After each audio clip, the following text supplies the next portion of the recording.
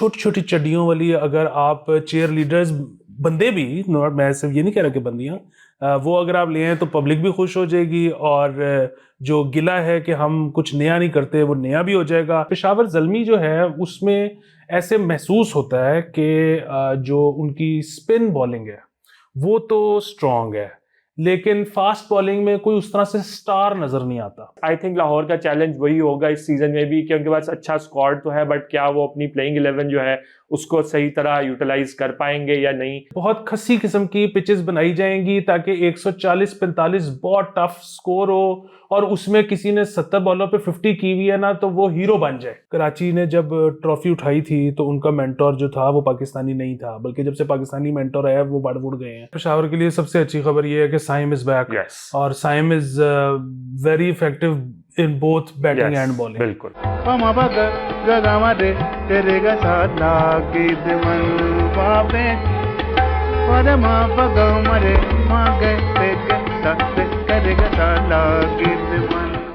अस्सलाम वालेकुम। PSL fever आज से शुरू हो रहा है, इसलिए मैंने सोचा है कि टेपिए के एपिसोड्स में खुद भी थोड़े थोड़े ठूंगे मारना शुरू कर दूं, लेकिन जाहिर है आपके जो एक्सपर्ट हैं वो उसामा ही रहेंगे। मुझे आप कभी कभी देखेंगे, लेकिन आज क्योंकि पहला दिन है, बहुत ज़्यादा मुबारक हो आपको उसामा। और कभी कभी आप देखेंगे मुझे रेंट करते हुए ट्विटर वगैरह के ऊपर जब ट्रैफिक फंसेगी। उसकी वजह ये नहीं है कि मुझे पीएसएल अच्छा नहीं लगता, पीएसएल जाहिर है बहुत अच्छा लगता है, रौनक लग जाती है। उसके अलावा मेरा तो इस बात पे फर्म बिलीफ है कि जब बाहर से लोग पाकिस्तान आएंगे तो ये मुआशरा खुलेगा, इकोनॉमी का पहिया चलेगा और हम लोगों के जहन भी खुलेंगे। तो इसलिए पीएसएल से अच्छी चीज़ ही कोई नहीं हो सकती। लेकिन बात ये है कि मतलब पाकिस्तान इस नहज पे आ गया है कि हमें एक मैच करवाने के लिए 2 दफ़ा दिन के अंदर शहर बंद करना पड़ता है। तो ये किसी ना किसी का तो कसूर होगा ना, आज से, मतलब आज नहीं लेकिन आज से तारीखी तौर पे किसी का तो कसूर होगा। उससे पूछना तो चाहिए कि भाई मसला क्या हुआ आपके साथ। तो इसलिए मेरे रेंट को आपने जो है ना माफ कर देना है। आज हमारी सबसे पहले होगी सेरेमनी में पता लगेगा कि जो अली तरीन साहब के खौफ व खतरात थे वो ठीक साबित होते हैं, या जिस तरह से सलमान इकबाल साहब हर चीज़ को डिफेंड कर रहे हैं वो ठीक साबित होते हैं। उसके अलावा आज हम डिस्कस करेंगे मैचेस को, बल्कि मैच तो एक ही है लेकिन बेसिकली सब टीम्स का हम ब्रीफली जो है वो अहाता करेंगे। तो शुरू इस चीज़ से करते हैं कि कल एक प्रेस कॉन्फ्रेंस हुई।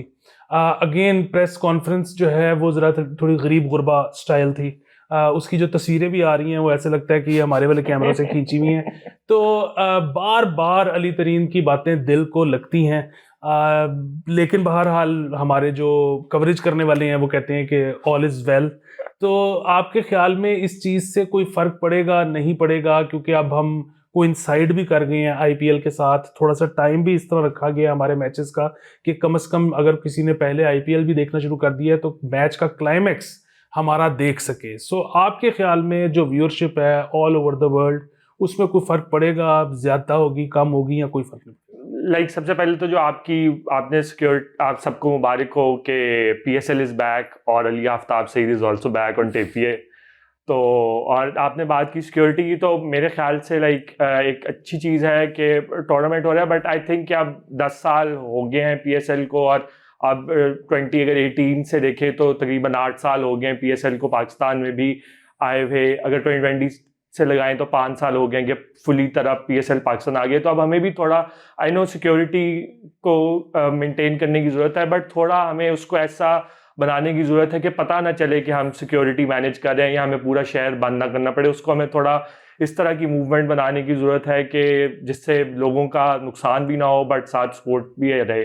और एक और चीज़ प्लग इन करूँगा कि मैं इसी हफ्ते देख रहा था कि पाकिस्तान एक वक्त में लगातार 4 इंटरनेशनल स्पोर्ट्स इवेंट कर रहा है कि कराची में स्क्वॉश चैम्पियनशिप कंक्लूड हुई है, लाहौर में वुमेन्स वर्ल्ड कप के क्वालिफायर्स हो रहे हैं, अब पीएसएल पिंडी में स्टार्ट हो रहा है, साथ ओमान की टीम भी आई हुई है जो हॉकी की जूनियर टीम के साथ सीरीज खेल रही है। तो फाइनली वी कैन से कि इंटरनेशनल स्पोर्ट्स जो है वो पाकिस्तान में रिटर्न हो रहा है, उसका फुल फ्लो में आ गई है। तो वी होप कि इसी तरह ये जारी और सारी रहे, और इससे जो है पाकिस्तान को रेवेन्यू भी जनरेट होगा, हमारे बच्चों को अपॉर्चुनिटीज भी मिलेंगी। जहाँ तक आपकी पीएसएल की बात है, तो आई थॉट के जो प्रेस फोटोशूट है वो थोड़ा बेहतर हो सकता था। आपके कैप्टन्स हैं तो आप उसके लिए एटलीस्ट यही इंश्योर कर लें कि कोई जो उनकी तस्वीर है उसका पोज अच्छा हो या कोई एंगल इस तरह से हो, तो दैट स्पीक्स अ लॉट के जो करता धरता है उनको ये देखने की ज़रूरत है, because of course Pakistan cricket का सबसे बड़ा ब्रांड है। अगर उसकी और कोई बात नहीं तो फाइनेंशियल जो उसका रेवेन्यू पिछले 4-5 साल से मिलना शुरू हुआ है पाकिस्तान क्रिकेट बोर्ड को, वो इतना अच्छा है कि उससे पाकिस्तान क्रिकेट जो है वो सस्टेनेबल बनती जा रही है। और इन आर्ग्यूबली जो पाकिस्तान का सबसे बड़ा क्रिकेटर है उसने ये कहा था कि लाइटिंग इज एवरीथिंग। यस, तो लाइटिंग ही अगर ठीक कर ले तो तस्वीर बेहतर आ जाती। बिल्कुल तस्वीर बेहतर आ जाती। दूसरा फिर जो प्रेस कॉन्फ्रेंस थी उसमें भी कुछ जो सवाल थे, जिस तरह सलमान नसीर साहब से सवाल पूछा गया कि पीएसएल का इम्पैक्ट क्या है, तो उनके पास उसका कोई कंक्रीट आंसर नहीं था और शाहीन आफरीदी को बीच में स्टेप इन करना पड़ा कि हमने कैसे खिलाड़ी डेवलप किए हैं या वो किए हैं। तो आई थिंक ये जो हमने फाइनेंशियल वाली बात की यही सबसे बड़ा जवाब है और यही वजह है कि इसमें हमें इंश्योर करने की ज़रूरत है कि हम पीएसएल को डाउन प्ले ना करें या उसको एज अब नॉर्मल कोई डोमेस्टिक टूर्नामेंट ना लें, बट कोशिश करें कि उसको इम्प्रूव करें। और जहाँ जिस तरह अली तरीन भी कहते हैं कि हमें इम्प्रूव कंटिन्यूसली करते रहना चाहिए, तो पीएसएल में भी इम्प्रूवमेंट की बहुत सारी गुंजाइश है और उसको लेना चाहिए।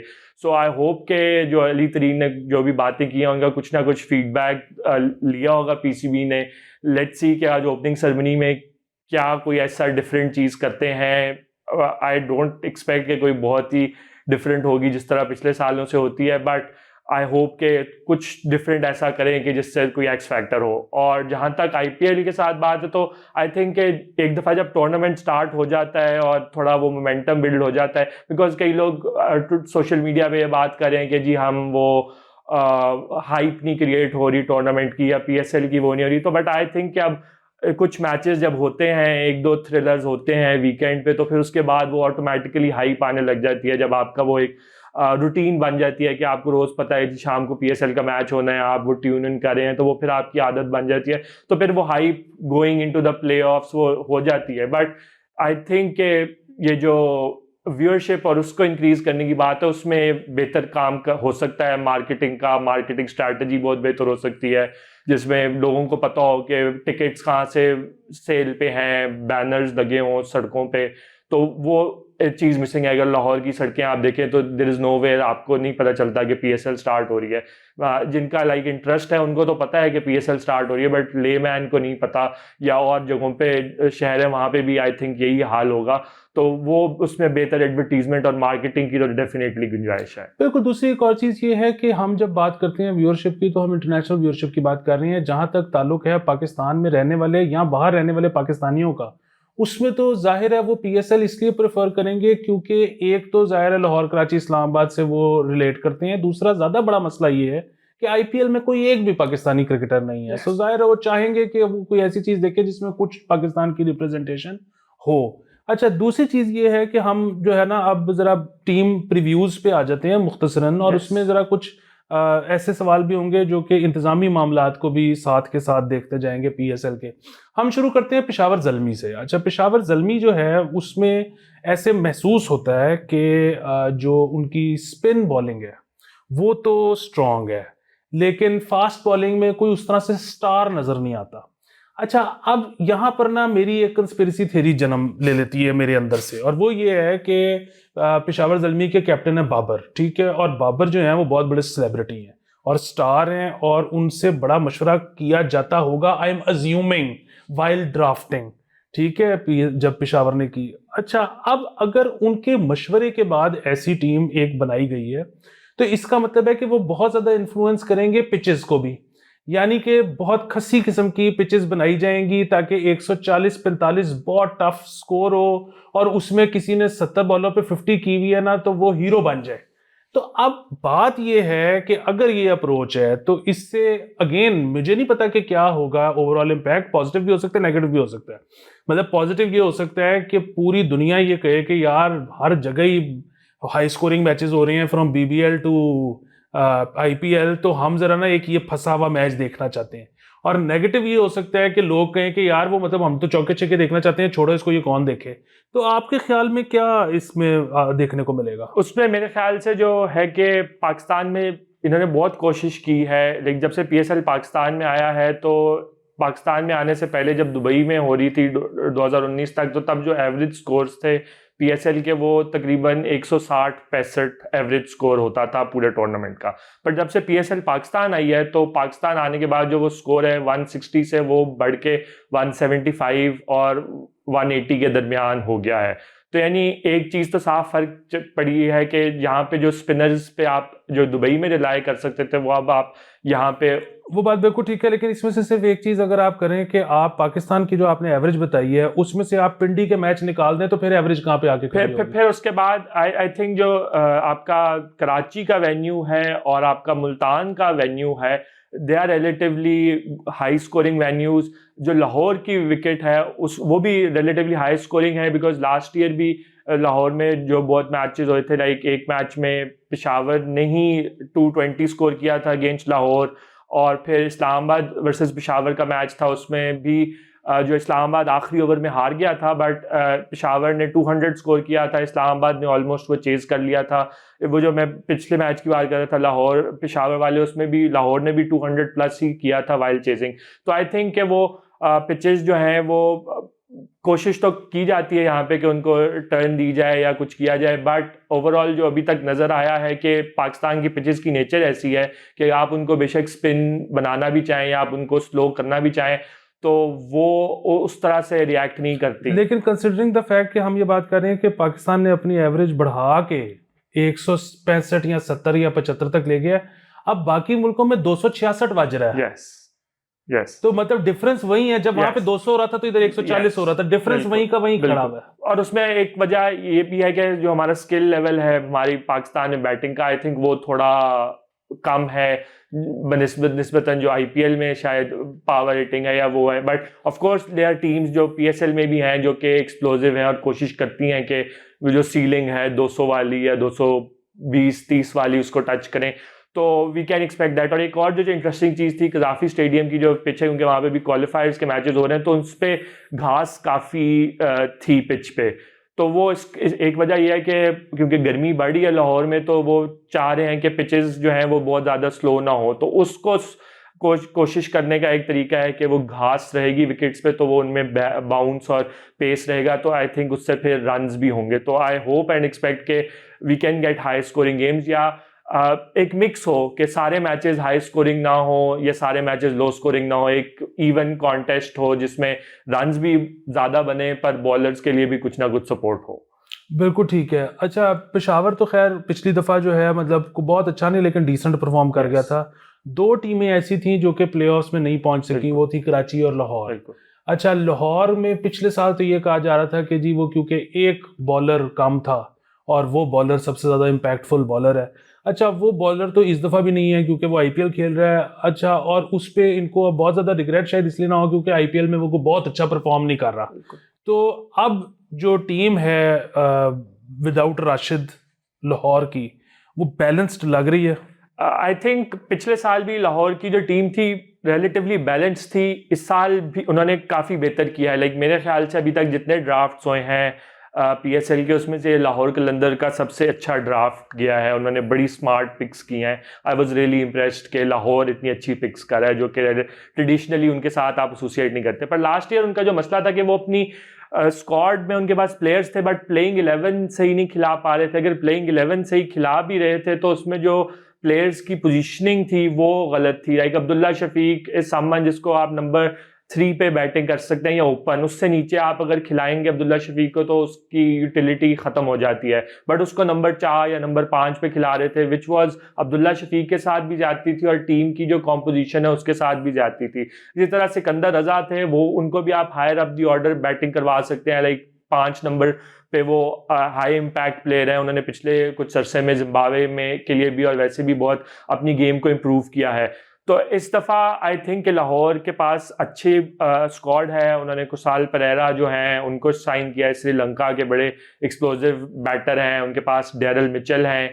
डेरिल मिचेल का खैर यह है कि जब से लाहौर ने उनको साइन किया है तो उनके स्ट्राइक रेट को थोड़ी ब्रेक लग गई है न्यूजीलैंड के लिए, बट नॉनदलेस वो अच्छे प्लेयर हैं, आप उनसे एक्सपेक्ट कर सकते हैं कि वो अच्छा परफॉर्म करें। जहाँ तक बॉलिंग है तो बॉलिंग में भी लाहौर के पास अच्छी बॉलिंग ऑप्शंस हैं। अगर हम देखें तो शाहीन है, हारिस रऊफ है, जमान खान है, जहांदाद खान है। सो लाइक 4 अच्छे फास्ट बॉलर्स हैं जो कि पाकिस्तान सेटअप के इर्द गिर्द हैं। और अगर स्पिन डिपार्टमेंट देखें तो स्पिन में भी दे हैव गुड ऑप्शंस। उनके पास आसिफ आफरीदी हैं, रिशाद हुसैन है, बांग्लादेश के लेग स्पिनर हैं। अभी उन्होंने एशिया कप में बहुत अच्छी बॉलिंग की थी, स्पेशली उनका जो स्पेल अगेंस्ट इंडिया था वो बहुत अच्छा था। हुआ relatively good players off spin. और फिर इनके इमर्जिंग प्लेयर्स में मोमिन कमर हैं, वो लेफ्ट आर्म रिस्ट स्पिनर हैं, और मोहम्मद अजाब है और मोहम्मद नईम है। ये इनके तीनों इमर्जिंग प्लेयर्स हैं। तो they are exciting prospects. I think Lahore का चैलेंज वही होगा इस सीजन में भी कि उनके पास अच्छा स्क्वाड तो है, बट क्या वो अपनी प्लेइंग 11 जो है उसको सही तरह यूटिलाइज कर पाएंगे या नहीं, वो we will have to see के how they go about it. एक सिर्फ पेशावर की मुझे पॉइंट याद आया, तो I would like to add that कि पेशावर की अगर हम जो फास्ट बॉलिंग देखें तो उनको एक तो उन्होंने कॉर्बिन बॉश को किया था, वो आया ही नहीं, वो आया नहीं, आईपीएल चला गया। और कल उनका जॉइंट स्टेटमेंट भी रिलीज हुआ है पीसीबी के साथ, जिसमें उन्होंने शर्मिंदगी का एहसास किया है और उन्होंने कहा है कि मैं माजरत खा हूँ पेशावर के फैंस से कि मैंने उनके साथ कॉन्ट्रैक्ट करके उसको फुलफिल नहीं किया, और उन पे 1 साल का बैन भी लग गया है उसके बाद से।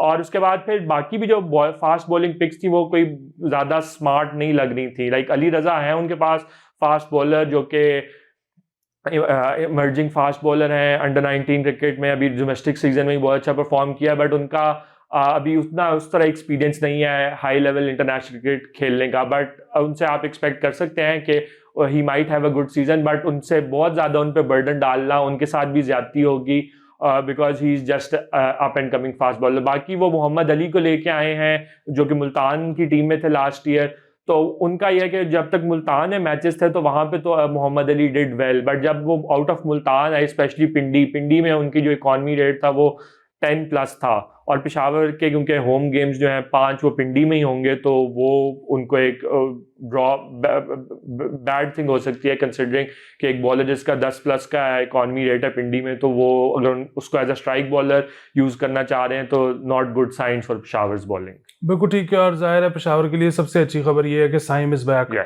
और Saim is very effective in both batting and bowling. बिल्कुल ठीक है। अच्छा, अब हम चलते हैं, मतलब हमें वैसे तो कराची मैंने डिस्कस करना था क्योंकि वो पिछली दफा क्वालिफाई नहीं कर सके थे, लेकिन हम आ जाते हैं इस्लामाबाद की तरफ क्योंकि लाहौर अभी डिस्कस की और आज मैच जो है इस्लामाबाद वर्सेस लाहौर है। सो इस्लामाबाद जो है सबसे ज्यादा दफा ट्रॉफी उठाई है उसने, डिफेंडिंग चैंपियन भी है, लेकिन एक चीज जो हमने नोटिस की लास्ट ईयर वो ये थी कि अमूमन जब जीतता है इस्लामाबाद तो जितना कन्विंसिंगली जीतता है, पिछली दफा ऐसे नहीं था कि बुलडोज कर गए, पिछली दफा फंसे हैं बहुत दफा और फाइनली बड़ी मुश्किल से जीते हैं। सो इस दफा आपको लगता है कि उनकी साइड में कुछ ऐसे चेंजेस हुए हैं कि दोबारा they have this bull tendency back in them कि टू बुलडोज, या दोबारा से फंस के होगा जो भी होगा? आई थिंक इस्लामाबाद का स्क्वाड तो हमेशा से ही अच्छा होता है। लाइक वन थिंग जो कि कंसिस्टेंट है कि जो भी टूर्नामेंट होता है उनका स्क्वाड हमेशा से अच्छा होता है, वेल बैलेंस्ड होता है, सारे उनकी जो एरियाज हैं वो कवर्ड हैं। इस दफ़ा आई थिंक के उनके पास एक चांस है कि आई थिंक माइक हैसन का पिछले साल पहला सीजन था तो वो थोड़ा एडजस्ट कर रहे थे, बट आई थिंक अब उनको भी टीम के डायनामिक्स बेहतर पता चल चुके होंगे। और जो इस्लामाबाद कैंप से भी बात आ रही है वो ये आ रही है कि हमने जो पिछले साल हम 5 मैचेस जीत के प्लेऑफ्स के लिए क्वालिफाई किए थे, इस दफ़ा we want to be more consistent और हम ज़्यादा बेहतर कर सकते हैं। तो आई थिंक इस्लामाबाद की टीम में वो डेप्थ है कि अगर वो चाहें तो स्टीम रोल कर सकते हैं, बट ऑफ कोर्स उनको अपना जो टॉप ऑर्डर है उसको थोड़ा पिछले साल उसमें वो वाला स्पार्क नहीं था जो कि ट्रेडिशनली रहता है, जो लूक रॉन्की और उसके साथ एलेक्स हेल्स और मनरो के साथ रहता था, बट अब उन्होंने मैट शॉट को साइन किया है, बहुत एक्सप्लोजिव ऑस्ट्रेलियन है, बहुत तेज़ खेलते हैं at the top of the order. और उसके साथ फिर बाकी भी जो उनकी लाइनअप है, अब मिडल ऑर्डर में आज़म है, हैदर अली है, शादाब है, सलमान अली आगा भी अभी one of the few players जिनकी न्यूजीलैंड में भी T20 सीरीज जो है वो बहुत अच्छी गई थी। तो I think Islamabad has all the ingredients. Fast bowling में भी उनको देखें तो रायली मेरिडिथ हैं, ऑस्ट्रेलियन फास्ट बॉलर हैं, वो 90 माइल्स प्लस की पेस पे बॉलिंग करते हैं। वो जब नसीम शाह के साथ कंबाइन करेंगे, ऑल्दो नसीम के क्वेश्चन मार्क्स हैं बिकॉज नसीम का भी पाकिस्तान टीम के लिए उस तरह परफॉर्मेंस नहीं रही जितना उनका टैलेंट है या जितना उनसे एक्सपेक्टेशन है, तो Naseem will have to step up definitely. और उन पे क्वेश्चन मार्क शुरू हो गया है कि क्या नसीम जो है वो सिर्फ नाम का ही अच्छा फास्ट बॉलर है, या कि जब एक्चुअली ज़रूरत हो तो तब वो डिलीवर कर सकता है, तो नसीम के लिए भी इंपॉर्टेंट सीज़न होगा। बाकी स्पिन में they have Imad Wasim, Shadab, Nawaz, very good options, allrounders हैं। तो I think Islamabad is a good side, but of course वो क्वेश्चन मार्क वही होगा कि क्या वो कंसिस्टेंसी ला सकते हैं। उनका टीम मैनेजमेंट तो कह रही है कि we are hoping to get that, but let's see कि वो कैसे परफॉर्म करते हैं। बिल्कुल ठीक है। अच्छा, अब कराची पे आ जाते हैं। एक तो कराची पिछली दफ़ा क्वालिफाई नहीं कर सकी, दूसरा कराची काफ़ी सालों से कोई बहुत अच्छा क्रिकेट नहीं खेल रही, तीसरा जो सवाल है वो ये है कि यहाँ पर जो ओवरसीज़ मेंटोर्स हैं उनका तजुर्बा तो बहुत अच्छा रहा है जो पाकिस्तान ने किया है। मतलब कराची ने जब ट्रॉफी उठाई थी तो उनका मेंटोर जो था वो पाकिस्तानी नहीं था, बल्कि जब से पाकिस्तानी मेंटोर आया वो बढ़ उड़ गए हैं। तो लेकिन फॉरेन कप्तान का तजुर्बा कैसा रहा है, अगर कोई पहले तारीख में रहा है? आई थिंक के फॉरेन कप्तान ठीक रहे हैं। लाइक डैरन सैमी अगर देखें तो उन्होंने पेशावर के साथ उनका बड़ा अच्छा इन्फ्लुएंस था और उन्होंने बहुत सक्सेस जो है वो दिलवाई उनको। इसी तरह अगर हम कोयटा में देखें तो उनका रायली रूसो जो है वो पिछली दफ़ा कैप्टन थे, तो वो प्लेऑफ्स के लिए उन्होंने क्वालिफाई किया 2 साल बाद। सो आई थिंक फॉरेन कैप्टन जो है वो अच्छा इम्पैक्ट होगा, स्पेशली ऑस्ट्रेलियन है तो उसका तो एक और ज़्यादा इम्पैक्ट होगा, क्योंकि आई वॉज लिस्निंग जो पहला ट्रेनिंग सेशन में वार्नर अपनी टीम से बात कर रहा था, वो कह रहा था कि एटीट्यूड मेरे लिए सब कुछ है, कि जो भी हो आपका एटीट्यूड पॉजिटिव होना चाहिए। आप ट्रेनिंग कर रहे हो, आप फील्डिंग कर रहे हो, मुझे 100% एटीट्यूड चाहिए। तो उस लिहाज से आई थिंक कि वार्नर का वो एक एग्रेसिवनेस भी है, तो वो और सारी दुनिया में मॉडर्न क्रिकेट जो है वो उससे वाकिफ़ भी हैं, तो आई थिंक उसका बड़ा अच्छा इम्पैक्ट होगा कराची पे। बिल्कुल ठीक है। और होप ये करनी चाहिए कि उनके पास डाटा वाले लोग भी अच्छे हों। उसकी वजह ये कि जो वार्नर है वो यहाँ के तमाम खिलाड़ियों को उस तरह से तो नहीं जानता यस, होगा। जाहिर है थोड़ा सा जेलन का मौका मिल यस। जाएगा प्रैक्टिस में, लेकिन ये है कि उनके पास डाटा के लोग अच्छे होने चाहिए। आई थिंक वो हैदर अजहर जो मुल्तान सुल्तान्स के साथ थे, जब उन्होंने 2019-2020 में सारा अपना स्विच किया था टू डेटा, आलमगीर तरीन मरहूम जो के पहले अली तरीन से पहले ओनर थे मुल्तान सुल्तान्स के, वो डेटा पे बहुत हैवी थे, वो बेसबॉल के फ़ैन थे, तो वो उन्होंने डेटा एनालिटिक्स को बहुत यूज़ किया था। तो वी सॉ के मुल्तान में हैदर अजहर जब टीम डायरेक्टर थे तो उन्होंने डेटा और सारा कुछ यूज़ किया। तो नाउ कराची में वो आ गए हैं, तो अच्छा, हैदर कराची चले गए। यस, तो अच्छा वो अब अच्छा। हेड टीम डायरेक्टर हैं कराची किंग्स के, तो आई डेफिनेटली सी कि वो अच्छा करेंगे। और उसमें ये भी वजह है कि ड्राफ्ट में भी इस दफ़ा कराची ने रिलेटिवली जो है काफ़ी बेहतर किया है। उन्होंने यंग प्लेयर्स लेके आए हैं, लाइक इरफान नियाजी हैं उनके पास, अराफात मिन्हास हैं। These are very good young upcoming players जो कि अभी 1 साल पहले अंडर 19 सेटअप में थे, अब पाकिस्तान सेटअप में भी आ गए हैं। तो they will have good options, और I think with Haider Azhar in Karachi setup, we can expect Karachi to play a positive brand of cricket. बिल्कुल। नेवर सपोर्टेड कराची, उस तरह से चीयर्ड फॉर कराची। मतलब वैसे तो कराची हमारा शहर है, लेकिन वो मुझे बड़ी एक्साइटमेंट होती है कि मोहम्मद आमिर को देखने को मिलेगा, क्योंकि मैं बहुत बड़ा फैन हूँ। मुझे लगता है अभी भी उस जैसा बॉलर कोई नहीं। Actually, Mohammad Amir last year move to Quetta, ओ वाह। सो वो इस साल क्वेटा की तरफ से होंगे, लास्ट ईयर भी वो क्वेटा की तरफ अच्छा, से। जबरदस्त। मुझे याद नहीं रहा था, लेकिन ये कि जबरदस्त बात है। मैं बहुत बड़ा फैन हूँ आमिर का। यस, अच्छा, तो अब फिर क्योंकि कोयटा का आपने तस्करा Yes. कर ही दिया है तो कोयटा की तरफ चलते Yes. हैं। कोयटा के वो जो टीम ओनर है उनका भी कल परसों मैं एक देख रहा था वीडियो, जिसमें वो कह रहे थे कि जी वो नई टीम्स को भी ना लेके आए, हमारे तो पैसे रिकवर नहीं हुए। उसके ऊपर भी चलते हैं। Yes. उसकी वजह ये है कि मुझे तो उसमें कोई नजर नहीं आ रहा मसला क्या है, नई टीम्स के आने से रेवेन्यू कैसे कम हो जाएगा। लेकिन बार पहले कोयटा को डिस्कस कर लेते हैं कि एक तो आमिर हो गया, उसके अलावा उनके आई पास थिंक क्या? कोयटा सैफी से हमारी जान छुट गई है हमेशा हमेशा के लिए कि जी, अब वो टीम डायरेक्टर बन गए कोयटा ओहो। ग्लैडिएटर्स के तो एटलीस्ट वो प्लेइंग 11 में जो एक थोड़ा कोयटा पे बोझ था सैफी को लेके चलने का, वो अब थोड़ा कम हो गया होगा।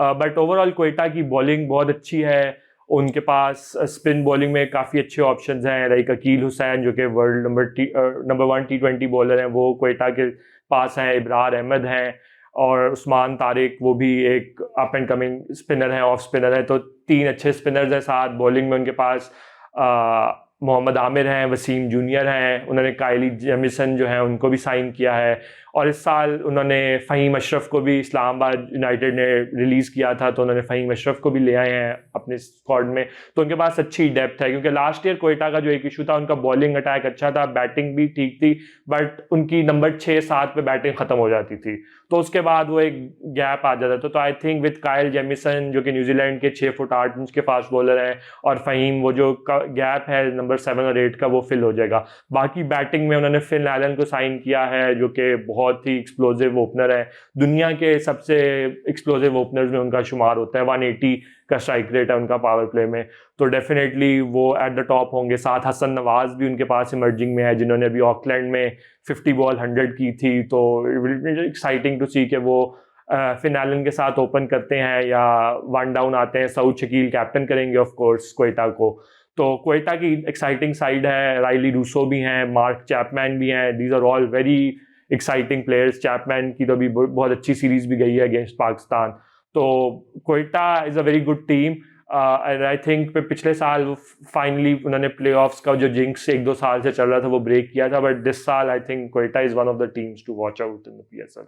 बिल्कुल ठीक है। अच्छा, हमने पेशावर तो डिस्कस कर ली, और पेशावर मेरे ख्याल में वो टीम है जिसने शायद सबसे ज्यादा प्लेऑफ्स खेले हैं। यस। लेकिन अब डिस्कस कर लेते हैं मुल्तान, जिसने सबसे ज्यादा फाइनल खेले। यस। तो मुल्तान जो है वो मतलब अगेन समझ नहीं आती, जब आप इनिशियली अक्सर ड्राफ्ट भी देखते हैं तो आपको लगता है कि कोई बहुत बैलेंस साइड नहीं है, लेकिन बहरहाल फाइनल खेल रहे होते हैं, तो मतलब क्रेडिट देना चाहिए इस बात पे। तो वो मुझे लगता है कि उनकी ना मतलब इस किस्म की कंडीशंस के ऊपर उनकी जो स्ट्रेटजी है वो बड़ी मजबूत होती है। आई थिंक लास्ट ईयर भी जब जितने उन्होंने मैचेस मुल्तान में खेले थे, आई थिंक मुल्तान में वो 5 में से 4 मैचेस जीते थे, तो उनको एक अच्छा हेड स्टार्ट मिल गया था। उनके पहले 5 मैचेस थे भी मुल्तान में, तो उस वजह से वो going into the last leg जो 5 मैचेस उनका एडवांटेज था, और उसमें फिर उनको 1-2 मैचेस जीतने की जरूरत थी to qualify for the playoffs. तो इस लिहाज से आई थिंक इस साल थोड़ा डिफरेंट है। आई थिंक अली तरीन के जो कुछ बयानात हैं उनकी भी शायद उसमें था मामला, और उसकी वजह से जो उनके कुछ मैचेस हैं वो कराची में पहले हैं, फिर पिंडी में हैं, फिर तो इस दफ़ा स्कैटर्ड है, इस दफ़ा उनको शायद वो एडवांटेज ना मिले कि पहले 5 गेम्स उनको होम गेम्स मुल्तान में मिले, उनको कुछ मैचेस मुल्तान में खेलने पड़ेंगे, फिर पिंडी, कुछ कराची, तो उसकी वजह से उनका जो थोड़ा advantage I think last year था of playing all the games in Multan, वो थोड़ा कम होगा। और मुल्तान का ये है कि वो कंडीशंस को अच्छा समझते हैं, थोड़े स्लो एंड लो पिच होती है, तो वहाँ पे वो 160-170 का टारगेट, वो जो आप बात कर रहे थे शुरू में पेशावर वाली, वो मुल्तान पे भी फिट बैठती है कि वो they can easily anchor top पे, और फिर बाकी players can play around them. But this साल आई थिंक मुल्तान की स्क्वाड में है एक्साइटिंग प्लेयर्स लाइक, बट उसमें वही वाली बात है कि वो ऐसा उस तरह नहीं लग रहा कि कोई ऐसी उनकी टीम हो कि जिस तरह क्वेटा है, तो if I see their playing 11 या लाहौर है या कराची है या इस्लामाबाद, अगर मैं उनकी प्लेइंग 11 देखूं तो वो एक आपको फील होता है कि this is a very strong team. But Multan की अगर मैं प्लेइंग 11 बनाऊं तो उसका वो वाली फील नहीं आती कि वो बहुत स्ट्रॉन्ग है। बट वही बात है कि वो एक टीम है जो greater than the sum of their parts है, तो उस वजह से वो हर दफ़ा लगातार 4 फाइनल खेले हैं, तो कुछ ना कुछ तो वो सही कर रहे हैं। बट ये चीज़ है कि मुल्तान में एटलीस्ट ये है कि उनका जो डेटा वाला चीज़ है वो अभी तक है। उनके नेथन लेमन जो कि इंग्लैंड के हाई परफॉर्मेंस और डेटा एनालिटिक्स के कोच हैं, वो मुल्तान को डेटा एनालिस्ट हैं, तो वो उनकी स्ट्रैटेजी वगैरह बनाते हैं। तो I think with him at the helm वो हमेशा ऐसी स्ट्रैटेजी बना लेते हैं जो कि उनकी टीम को प्लेऑफ्स या फाइनल तक ले जाता है। एहसानुल्लाह की कोई replacement? I think Mohammad Hasnain को वो इस दफ़ा लेके आए हैं। उबैद शाह जो कि नसीम शाह के भाई हैं, वो जो पहले इस्लामाबाद में थे, क्योंकि 3 भाई थे, तो हुनैन और नसीम तो अभी इस्लामाबाद के साथ ही हैं, बट उबैद जो कि अली रज़ा और उबैद शाह का कॉम्बिनेशन था पाकिस्तान अंडर 19 टीम में, जो last year under 19 world cup के सेमीफाइनल तक पहुंचे थे, तो उसमें Ubaid was the star alongside Ali Raza. तो अब उबैद जो हैं वो इस तरफ हैं। शाहिद अजीज़ एक इमर्जिंग फास्ट बॉलिंग ऑलराउंडर हैं, वो बैटिंग भी अच्छी कर लेते हैं, उनकी तरफ देखने की ज़रूरत होगी। जहाँ तक एहसानुल्लाह की बात है, तो इट इज़ गुड टू सी कि वो पेशावर ज़ल्मी की जो स्क्वाड है उसके साथ वो through out the PSL travel करेंगे और वहाँ पे उनके साथ बॉलिंग करेंगे, तो गुड टू सी कि वो फाइनली जो है he will be one of the teams, और उनका रिहैब और जो रिकवरी है वो अच्छे से हो जाएगी इस तरह। बिल्कुल ठीक है। अच्छा, अब जाते हुए एक चीज़ वो भी डिस्कस कर लेते हैं। जैसे कोयटा के मैंने बताया, ओनर ने कहा था कि मैं तो चाहता हूं कि अभी और टीम्स को इंक्लूड ना किया जाए अगले साल से। इसी तरह सलमान इकबाल साहब जो हैं वो कहते हैं एज टीम ओनर मैं नहीं चाहता कि आएँ, लेकिन एज ब्रॉडकास्टर मैं चाहता हूं कि आएँ। अच्छा, बात फिर वो ये है कि जो मुझे जिस चीज़ की समझ नहीं आ रही, और वो ये है कि एज ब्रॉडकास्टर जब वो चाहते हैं कि आएँ, तो क्योंकि उनको लगता है कि मैचेस ज़्यादा होंगे तो रेवेन्यू इंक्रीज करेगा। तो उनको ये क्यों नहीं लगता कि जब टीम्स ज़्यादा होंगी और मैचेस ज़्यादा होंगी तो टीम्स का रेवेन्यू भी तो इंक्रीज करेगा ना? यस, ये वो क्यों नहीं फैक्टर इन कर रहे हैं? यस, आई थिंक कि एक तो सबसे बड़ी जो चीज़ होगी कि रीवैल्यूएशन होनी होगी ओवरऑल पीएसएल की एज अ प्रोडक्ट इस सीज़न के बाद। तो उस पे फिर होगा कि जो नई टीम्स हैं उनकी क्या बिड प्राइस होगी। तो आई एम डेफिनेटली श्योर कि जो 10 साल पहले जो बिड प्राइस थी उससे तो बहुत एक्सपोनेंशियल इंक्रीज होगा, और उससे बहुत लोग इंटरेस्टेड भी हैं जो कि टीम्स खरीदना चाहते हैं। तो उसमें तो मेरा ख्याल से कोई मज़ायका नहीं है। सिर्फ जो एक चीज़ है जो मेरे ख्याल में आउट ऑफ द बॉक्स थोड़ा पीएसएल कर सकता है कि बहुत सारी जो फ्रेंचाइज लीग्स हैं वो एक ही गो में होती हैं, लाइक कि एक महीना है उसमें हम वो पूरा टूर्नामेंट करवा दें। बट इवेंचुअली मेरे ख्याल से जो डोमेस्टिक फ्रेंचाइज क्रिकेट है उसका जो मॉडल है वो ऐसा ही होगा जिस तरह फुटबॉल है कि आपका वीकेंड्स पे मैचेस होते हैं। तो अगर PSL is brave enough to think out of the box और कोई उस तरह का मॉडल बनाए कि 6 महीने की विंडो हो या 7 महीने की विंडो, और उसमें एवरी वीकेंड या एक महीने में लाइक 3 वीकेंड्स हैं उन पे लगातार गेम्स हैं, उसके बाद there is a break for, जिस तरह फुटबॉल में होता है कि क्लब्स के मैचेस हैं फिर इंटरनेशनल ब्रेक आ जाती है 2-3 हफ्तों की, फिर उसके बाद दोबारा मैचेस होते हैं। तो अगर उस तरह की कोई चीज़ कर ले तो एक तो आप ड्यूरेशन ऑफ द पीएसएल जो है वो इंक्रीज कर सकते हैं, आप होम एंड अवे मैचेस का लेके आ सकते हैं, आपको ब्रॉडकास्ट का भी कोई इशू नहीं होगा, और आपका इंटरेस्ट जो है वो बहुत ज़्यादा उसमें स्पार्क होगा। फैंस भी थकेंगे भी नहीं कि रोज़ मैच देख देख के आपका एक इंटरेस्ट भी लूज हो जाता है।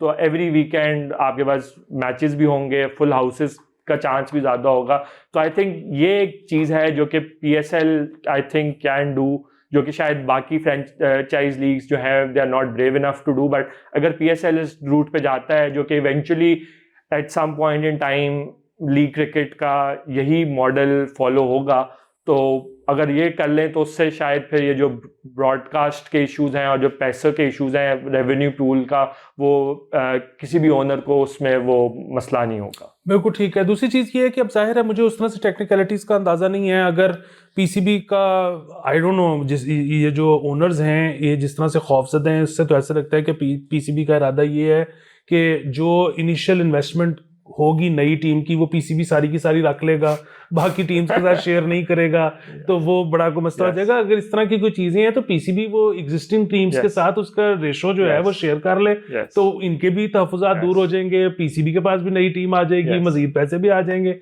तो बहरहाल मतलब अगर पाए में से शेयरिंग का प्रॉब्लम है तो वो जाहिर है पीसीबी को दिल बड़ा करने की जरूरत है। बल्कि वो जरूरत क्या है उसके बगैर इसलिए नहीं हो पाएगा क्योंकि किसी ने किसी टाइम पे इन्वेस्टमेंट की थी, कोई अब सक्सेसफुल होने के बाद आ रहा है, तो ये तो करना ही पड़ेगा। और इसमें एक और जो चीज़ है वो ये है कि अभी जो फ्रेंचाइजेज है लाइक उनको दे हैव टू पे फ्रेंचाइज फीस एवरी ईयर। तो उसमें फिर आप ये भी देख सकते हैं कि लाइक जो 6 फ्रेंचाइजेज हैं, जो 8 फ्रेंचाइजेज हैं, आप उनकी ओनरशिप दे दें एंड आस्क देम कि अगर आप अपनी टीम में और इन्वेस्टर्स लेके आना चाहते हैं, so like let them have the teams की ओनरशिप कंप्लीटली। उसमें ऑफ कोर्स पीसीबी का शेयर हो, लाइक 40% या 50% पीसीबी का शेयर हो, 50% फ्रेंचाइज ओनर्स का शेयर हो, और फिर आप उसको पब्लिक लिस्टेड कंपनी बनाएं। People want to come in and want to pitch in, और इन्वेस्टर्स आना चाहते हैं, कंसोर्शियम्स आना चाहते हैं, उनको बनाएं। तो इसी तरह फिर आपका जो पूल ऑफ रेवेन्यू है वो इंक्रीज होगा, और जब रेवेन्यू इंक्रीज होगा तो ओनर्स भी खुश हैं, पीसीबी भी खुश है, और पीएसएल भी ग्रो करेगा, और आपको जो प्लेयर पर्स के इश्यूज हैं और प्लेयर अवेलेबिलिटीज के इश्यूज हैं उनको भी आप अच्छे से डील कर लेंगे। बिल्कुल ठीक है। Thank you so much Usama. और ओनर्स को खुश करें, बोर्ड को खुश करें, और छोटी छोटी चड्डियों वाली अगर आप चेयर लीडर्स, बंदे भी, मैं सिर्फ ये नहीं कह रहा कि बंदियाँ, वो अगर आप ले आए तो पब्लिक भी खुश हो जाएगी, और जो गिला है कि हम कुछ नया नहीं करते वो नया भी हो जाएगा। अभी भी कुछ घंटे हैं आपके पास, दुबई की फ़्लाइट 3 घंटे दूर है, 3 घंटे में यहाँ पे यम पम चेयर लीडर्स आ सकते हैं।